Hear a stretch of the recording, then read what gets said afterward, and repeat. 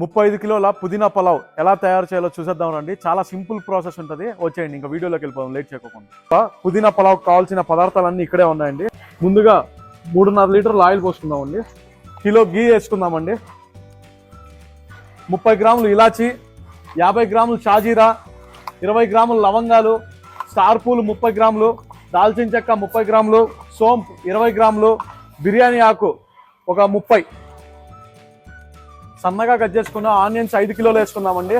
4 కిలోల freshly grind చేసి పెట్టుకున్న అల్లం వెల్లుల్లి పేస్ట్ అండి. 1.5 కేజీ పచ్చిమిర్చి పేస్ట్ అండి. పుదీనా కొత్తిమీర పేస్ట్ అండి. ఇది దాదాపు మనకి 400 రూపాయలు పుదీనా, 100 రూపాయలు కొత్తిమీర కలిపి పేస్ట్ చేసి పెట్టింది. ఇది దాదాపు 10 లీటర్స్ వచ్చిందండి గ్రైండ్ చేసిన తర్వాత. పసుపు 30 గ్రామ్స్ అండి. టమాటో 3 కిలోలు. పుదీనా పలావ్కి స్పెషల్ మసాలా అండి, ఇది వేసేసుకుందాం. ఇది వచ్చేసి 400 గ్రామ్స్ వేసుకుందామండి. ఈ పుదీనా మసాలా అనేది నెక్స్ట్ వీడియోలో ఖచ్చితంగా చేసి పెడతామండి.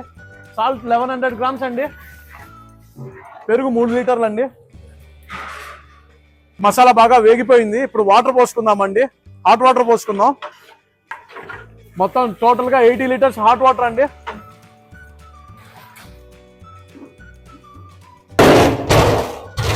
రైస్ వాష్ చేసుకొని వద్దాం రండి.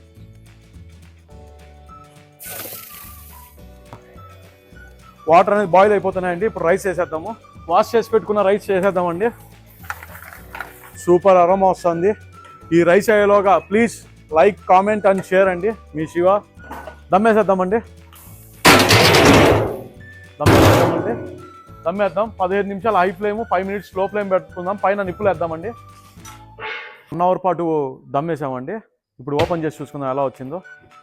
వావ్, నైస్ అరోమా అండి, నెక్స్ట్ లెవెల్లో ఉంది. అబ్బా బాబా, పొడి పొడిగా చూడండి. అబ్బా సూపర్ అండి బాబు, అదిరిపోయింది. చూసుకోవచ్చండి ఎంత పొడి పొడిగా వచ్చిందో.